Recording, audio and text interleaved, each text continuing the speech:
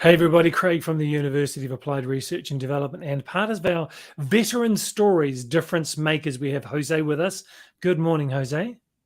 Good morning. How are you? Amazing to be with you, and I know that you've got a great story to tell us of, your time in the service, but now particularly what you're doing afterwards. So I'd love to jump straight in with that. And why don't you tell us about your motivation for joining the military and what you did? Yeah, I was in the Navy, and I was a communications electrician. Um, I joined the military because my dad was a counterintelligence guy for the Air Force in the 1950s, and his youngest brother, my uncle, he joined because my dad went into the service. He joined the Air Force also as a crypto tech, and he was in Vietnam. And he ended up doing like I don't know how much time in Laos. And so, if you ever want to know what happened in Vietnam and Laos, you can look that up. But it is definitely something that he never spoke about, aside from good times away from Vietnam. But he struggled with with both my dad and my uncle struggled for years after getting out of the military. We just didn't know they were struggling with transition. Like today, it's an issue. We know it's an issue. When Dad got out in 1959, he just if he had problems, he drank them, and if he didn't, he was fine. And so we just didn't have a good idea of that people develop mental health from PTSD and all that stuff, and it just wasn't a thing back then. Um, but Dad was pretty awesome, and so is my uncle. They're both gone now, unfortunately. We lost Dad in 2016, and we lost my uncle last year. Two huge driving forces in my life, but I wanted to be like them. I wanted to be exactly Mm, like them. And we've had somebody in our family in World War One. I had probably 15 or 20 uncles, great uncles that were in World War Two. wow. My uncle was in Vietnam. Dad was in during, right at the tail end of Korea. And I have a ton of other families. So it was never a question of are you going to go in the service? It was what branch are you going to go in and when are you going to go in? And so I graduated high school in 1989, and I joined the. I don't know if you guys have this in your military, but we have a delayed entry program. So basically, while you're still in high school, you swear in and you commit to one of the Mm, branches. And so that's what I did. I committed to the Air Force. I was going to go in just like my dad, be a crypto tech, and then the year I graduated, the Air Force had a freeze on recruiting, and so they didn't know when it was going to end. And so my recruiter said, "Come by here every Friday after work, just check in. As soon as this thing's over, we'll get you off to boot camp." And I'm like, "All right." And so I did that every Friday, just like he told me to. And one Friday I went, the lights were out, the halls were dim, and at that time all the branches were all in one building. And so there's walking away from the office, and there's a Navy guy sitting in the corner of his door, smoking a cigarette in the building. And, we offer everything the Air Force does. And so, long story short, 6 weeks later, I was off to Navy boot camp in San Diego, wow. much to the disdain of my dad and my uncle. They were not happy. Um, but it turned out to be a focal point, something that me and my dad got to share. Um, in fact, he got to come on the ship and ride it for a couple of weeks uh, Wow. on one of our cruises, and so it was it was really but that's why I joined the military. I joined the military. I wanted to be just like my dad and my uncles and all the other people who in my family that I knew served, and and I knew these to be great men without the Mm, service, and so I just wanted to be just like them, and that's why I'm going to tell you I loved my time in the service. I did enjoy what I did. I loved going out to sea. I still, am a huge. I bang on the army guys all the time because that's what we do, and I work with a bunch of army guys, and so we're always, ribbing each other about the go Navy beat Army game every year that the officers play up in Maryland, and I really did enjoy my time. I don't think it would have mattered what branch I was in, but I really did. And I'm still friends with a lot of my shipmates. I still talk to them on a weekly basis, some a daily basis, and so the military was an absolute, it was a dream come true. It's exactly everything that I thought it was going to be and more. amazing. So how long were you in the service? almost 5 years, 4 years and 9 months. Okay. And because you had a good time then, and you had, I would imagine, a strong family network, how was the transition then coming out? The transition, I didn't really know I had trouble transitioning until years down the road. Mm. I got out of the service, and I was already married to my first wife, and we had a son. He was very young, and we moved from where we were living close to the port down in Corpus, here in Texas, and we moved back to San Antonio, which is my hometown. And I kept, I would move jobs every 2 years, and I really couldn't, just couldn't stay put. I couldn't understand why, but I'd get frustrated, and so I got divorced, and I met about 3 or 4 years later. I met my current wife, the wife I'm with now, the wife that God, I think, ordained for me from the very beginning, and so we started our life, and immediately she was like, you can't leave that job. You just started. And I'm like, I don't care. This is, it's not where I belong. And so nothing changed from the first wife to my current wife. And I just kept, you know, job jumping every 1 or 2 years. And she's like, there's a problem with this. And I'm like, no, there's not. Every time I get a better job. And so probably 12 years ago, I, um, I went to go interview for a job. Again, I'm moving, right. And I was only at the previous job for about a year and a half, I think. And, you know, they, I was looking for some place. It's when I first realized that I had trouble transitioning, because the two men that I interviewed with were both retired full bird colonels in the Army, both of them combat veterans, Mm. and I had never seen combat, so I never in a million years thought I had any trouble transitioning. That's for guys who went and got shot at. And but it was during those interviews that I realized, man, you have a problem, moving around. But it was also the first time I realized what I was missing, and I was missing having a mission. I was missing the camaraderie of other Mm. like-minded people who had mission also. And so I accepted a position 12 years ago uh, as a DoD contractor, a Department of Defense contractor with this company. And, the way the guys explained it to me, these two officers, was like, we're all part of the mission. Everybody's part of the spear. It might be the special forces guys that are the razor's edge, but every one of us has a part in the shaft, or, the butt end, everything. We're all part of it. And so it was great to realize that I could do something again for my country that I wanted to do from the day I left, all the way till I started with that position 12 years ago. So you're still in the same position? Yeah, I actually, a year ago in March, I left my job. I took all my retirement out because the federal government gave us a thing where if you had COVID, or you had to take time off of work because of COVID, you could pull your retirement out, Wow. and you could spread the income tax over 3 years. And so that was a big deal for, if somebody who had some money in their account, they could live off that money. And so it was about that time that I actually left my job to run the business full time, to really get it off the ground.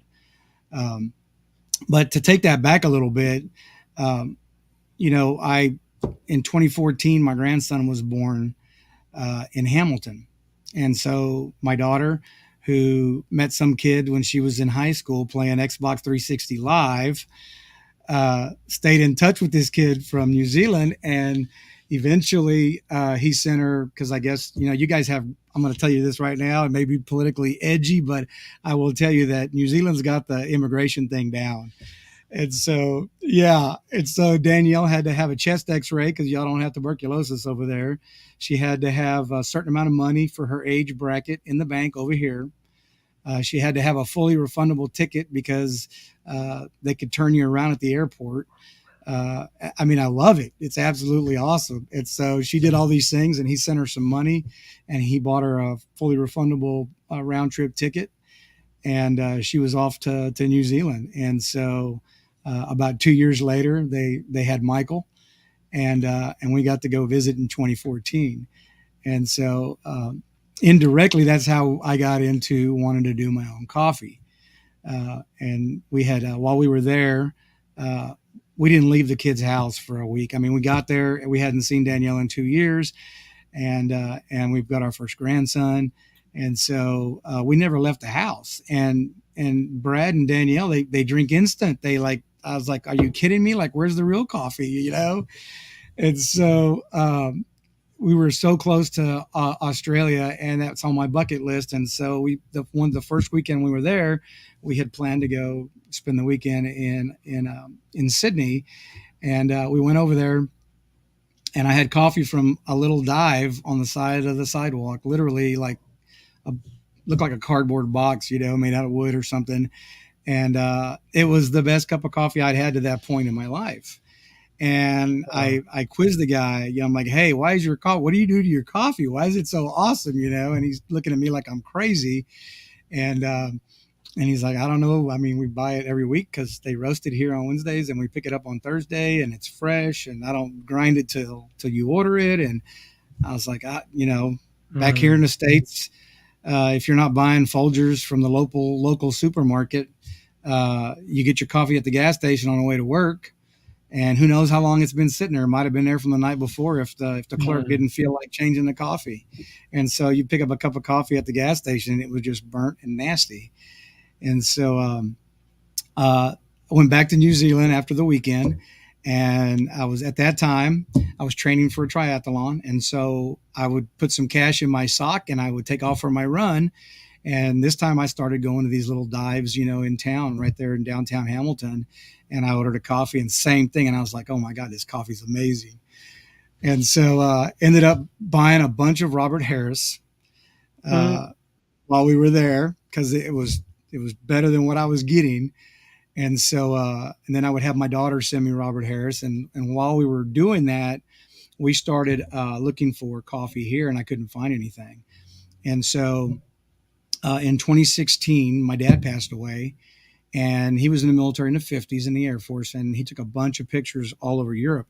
And so my mom said, well, next year I want to go to some of these places that your dad went to in Italy and Greece. And so Amazing. we planned this great trip to go to Venice and Rome and then Athens. And what I learned there is that coffee's not just great if it's fresh roasted and made to order, but that there's a whole coffee culture there. I mean, you could have two guys on the street, screaming at each other, and one of them's like, ah, cafe, oh, yeah, and they go find a coffee shop, and they're not arguing anymore. And so when I came back from that trip, that's when a lady from church gave me a little desktop iRoast thing, and she's like, here's where you can buy some stuff online, just have at it. And so I live in South Texas, and we grill everything here. We barbecue everything. And in this particular part of the state, we use mesquite wood for everything. A lot of us do. And so I was out there grilling steaks one day, and I'm like, man, I wonder if I could, roast my coffee on open Mhm. flame. And so I got on Amazon, bought a bunch of junk, and it showed up a couple of days later. And the next weekend, I was roasting coffee over mesquite. And so that progressed into a huge smoker pit that I have. And then sometime in there, the pandemic was kind of like, I wasn't here yet, but we were close. I know now. I mean, at the time, I didn't know. But at the time, we were like, I really like coffee. What do I want to do? I was about to turn 50, and I'm like, what am I going to do? I'm having that midlife crisis. Do I buy a Harley or, a Corvette or what? And I ended up buying a big red uh, coffee roaster, a custom made coffee roaster. And so it stayed in the trailer, and it was part of a really bad habit, I guess you could call it. But they custom made it so I could use wood. It uses propane as its base, but they custom built it for me. And so we started roasting coffee, and and then I'm not so sure like how far you want me to go with it, but I mean I can tell you the story of where we're at now as far as that goes, the transition. But at that time, I was praying for a way to get out of my job because I was Mm. kind of like I'm like, I really want to do coffee. I don't know what, but I know I'm going to do something. And so, uh, and when Dad passed away in 2016, I surrendered my life to Christ, and everything changed. All my priorities, all my perspective, everything just like on a dime. It was just, okay, that's not important. This is important, you know. And how better to share the gospel of Christ than over a cup of coffee? And it's a common thing we do here. Everybody gets together for coffee. You can go to a restaurant, you can find a bunch of old men in the corner drinking coffee. I mean, it's a culture. We gather, right? Most of us Mm. in our culture gather. And so I was praying for a way to get out of my job, and this guy instant messages me, and I'm like, I don't ever answer instant messages because I'm like, it's a scam. But it's usually, a racy scam or something that you can, easily dismiss as, that's not kosher. I'm not going to mess with it. But this one was a guy with two young sons, and I'm like, well, that's not your normal scam. And so I answered it, and it turned out to be Ashley Williams. He owns Legacy Farms Coffee, and he was actually at his farm in Honduras when he sent me that message. And so he lives in Mountain Ridge, Kansas, and they have a farm. I think it's almost 100 acres now, down in the mountains in Honduras. And so over the next month or so, I was really having a hard time with the work because we were working a rotating shift. I was working night shifts, and sometimes I didn't know how I got home, and I losing sleep. And so Ashley eventually reaches out and he says, listen, man, I don't know what you're doing with your business. I don't know what you want to do with it, but I really feel like I'm being led to help you get wherever you want to go with it. And so, I mean, I've been praying for a way out of where I was at. And then right after that, the government passed a thing where we could take our retirement out, and not get penalized severely for it. And so it was just like God just kept putting all these things in front of me. And so I had a great relationship with the CEO and the vice president where I work, and my immediate, supervisors and things. So I sat down with them and I told them what I wanted to do. And they said, well, don't leave just yet. So they let me stay for another year working part-time without the shift work. And so I was able to spend a lot of time on the business.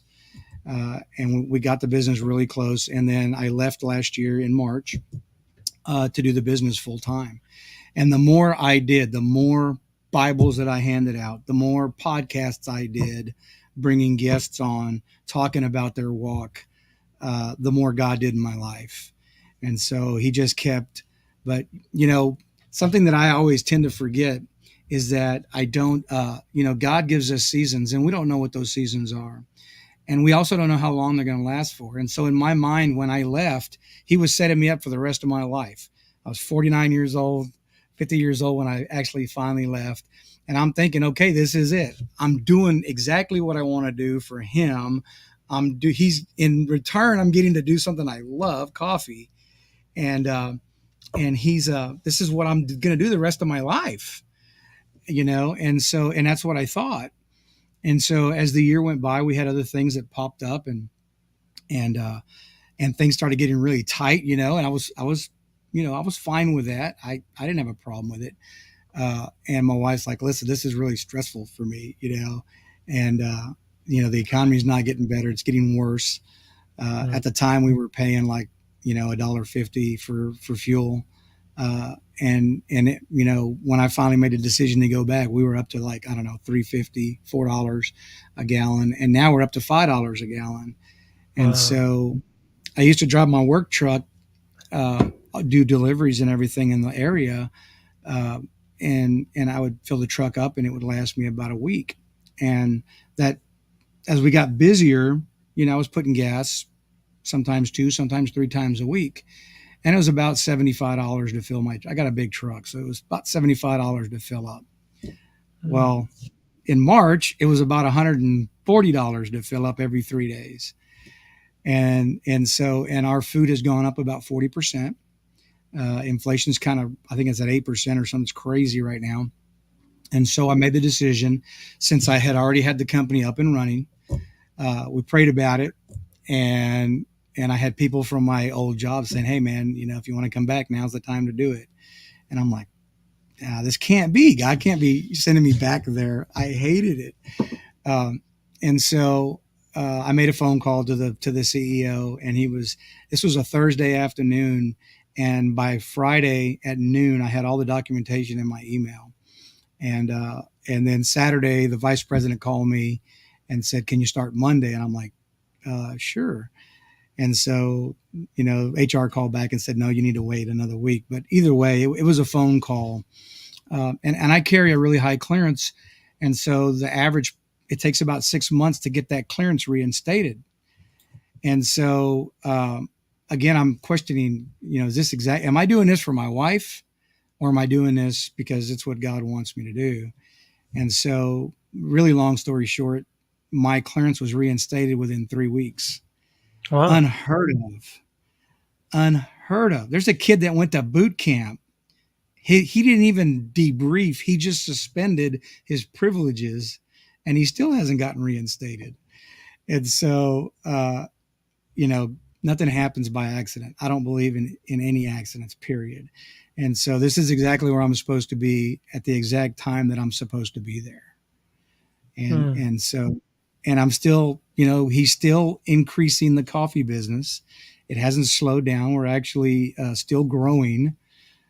It's a little more difficult now because I have to come home from work and roast, or I come home from work and, I got to prepare 100 bags of coffee to get shipped out or whatever. But, uh, it's, I'm blessed to be able to do both things. That's awesome. And so your coffee business, does it enable your family and you to do things, support things that you care about as well outside of your family? Absolutely. So our business exists for three things. First, we're going to share the gospel of Christ. Second, we're going to help our veteran community, especially those in crisis. And third, we're going to support the community of impoverished farmers that we source our coffee from in Honduras. Mm. And so part of what we do when we get to do a lot of live events. Texas has completely opened up since the pandemic, and we have the farmers markets are back in full swing, and so we get to go do those on the weekends, and we give Bibles away. I buy these things by the case, and sometimes people will ask me, "Is this a church?" And I'm like, "Well, depends on what you define as the church." And so we are all the church, according to the scripture. And so I get to give Bibles away. One of the other things that we do, we support several veteran charities because I don't know how to help veterans who have PTSD. I watched my dad and my uncle suffer with it for years, not knowing what it was. When they get out of the service, dad actually had to kill somebody while he was on active duty, in the line of duty. And he never spoke about it till much later in his life.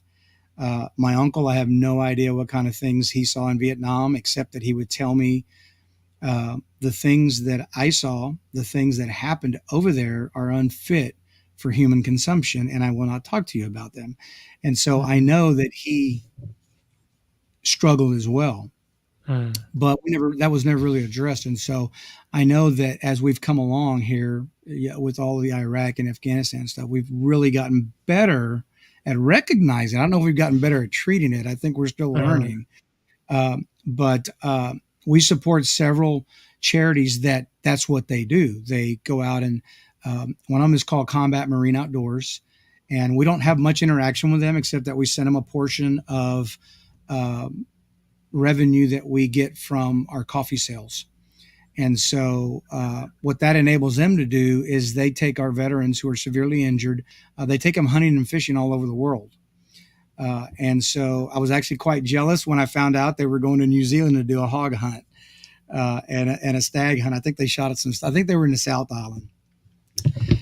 But that was really cool to see that money goes to taking these guys and helping them recuperate. And part of that is getting these guys who are in wheelchairs, who don't have legs anymore, back on a hunt, back on, on a fish, on a good fishing trip where they couldn't do for years. And so that does a lot for their mental health, and kind of getting some normalcy in their life. One of the other outfits that we support is called EOD Warrior Foundation.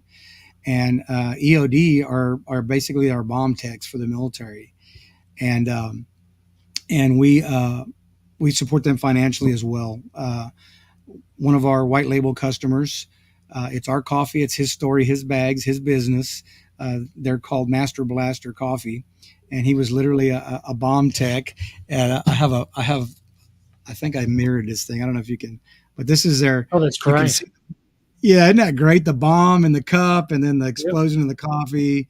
And so he created that, and we were able to support their EOD memorial this year. And they do a lot of work actively um, in the um, in the field. And one of the other things that we do also is that we have guests on our podcast. We haven't done the podcast in a while, actually in 3 months since I started back at the agency again. But we have a lady who wrote a book, and her name's Virginia Cruz, and she actually works in the VA system, Mm, and she treats PTSD. And she came and she did a podcast actually live in the here at the shop, and she gave us a bunch of books that we also hand out when we do live events. And so we, that's a very near and dear to my heart because I'm a veteran, and I mm, didn't suffer with the things that you know that these guys who actually had to go and foreign countries and fight people that they didn't know and get shot at and watch their mm, friends die and things like that. mm, And so it was a huge link from my dad and my uncle, and then I never saw any of that. And then my friends who were coming back, some of the guys that I served with, who've stayed in, who got deployed, and I had to see them come back and struggle. And so we knew that we needed to address that. And obviously, my angle and I don't know if it's an angle, I can't really, I hate to use that word, but for lack of a better word, I guess my interest is mm, that somehow, if they don't know Christ, that I can introduce that to them as a source of refuge, as a source of, when everybody shuts their phones off and nobody answers your phone call and you're struggling, there's always an inexhaustible resource from Him, and mm, He'll never leave you, ever leave you alone. And so, and I know that's not a total. For me and some of the people that I do know, I know that it's all they needed was for God to intervene in their life to help them with their struggles. But I understand that sometimes people need more than that, and so that's why we support the charities that we support, the people that we mm, support, and then I'm really trying to learn more about it because I feel like if I'm armed with the right ammunition, then I can take what I know about God and mm. share with people who are struggling in our veteran community, and hopefully change their life that way. And then finally, Great. the last thing we do is that we support the farmers in Honduras. And so the average family of five makes about $1,400 a year. Um, a full bag of Mm, coffee is 150 pounds. And most of the big companies go down there and they exploit them, and they'll give them about $20 for 150 pounds of coffee. If they get their coffee to the United States or to one of the other countries that buys coffee, that same 150 pounds goes for about $750. wow. What a So, markup. right. But we only source our coffee from, it's called direct trade. So we deal directly with the farmer. And so we were so blessed this last year to go down to Honduras and meet some of the people that work for Ashley, that he's helping, develop their own coffee. And so Mm, he's not just giving them a job, he's teaching them something that if he dies tomorrow, they can, continue to supplement their $1,400 income with coffee that they can sell for $750 a bag. And amazing. so, yeah. And so Jose Santos is one of the kids we met. We went down there and on the side of a mountain. I wouldn't have gone down there if I'd have known there was a 2,000-foot drop 15 feet from where I was standing. But I went down there and we planted coffee on his farm, and I got to talk to him and I made a deal. And so we're the only coffee roasters that are going to carry Finca Santos, for the next several years. And what that does for that individual is now he goes from Mm, making $1,500 a year to last year, for instance, we bought $2,100 worth of coffee. And so now he's made his Wow. annual income, and now he's made his extra 2 grand. Well, he went and bought another piece of land, and he planted Right. it with coffee. And Fantastic. so this year he's sending 400 pounds up. And so we'll buy that, and then he'll take that money and he'll do it again. And so Right. now you're literally impacting their life and changing it significantly Amazing. in a way that, again, we helped build a church in their community this last year. Ashley has built a church at the edge of their farm, and so we financially support that as well, and that's just kind of what we're doing with our business. Well, Jose, look, just as we wrap up, I do want to say thank you very much for your service. And not only that, you've continued to have a heart for people and your heart being open to seeing where God wants to lead you to do things to serve other people. So thank you for what you're doing. Thank you for being a difference maker. Really appreciate you. Please don't go anywhere as I wrap up. I'd love to have a quick chat with you after the interview as well. If there's one thought you'd like to leave people with, particularly if they're a veteran and they may be having a challenging time reintegrating back into civilian society, what's one thing that you would say to them? I would tell you to stop looking to man or to the world for your answers, and seek God. And I don't know the scripture by heart, but the God says, seek God first, and He'll give you everything. And so that would be my advice to anybody who's really struggling: is seek God first, and then see what happens after that. And I promise you, you won't be left in the cold. Awesome. Well, thank you very much, Jose. I really appreciate your time.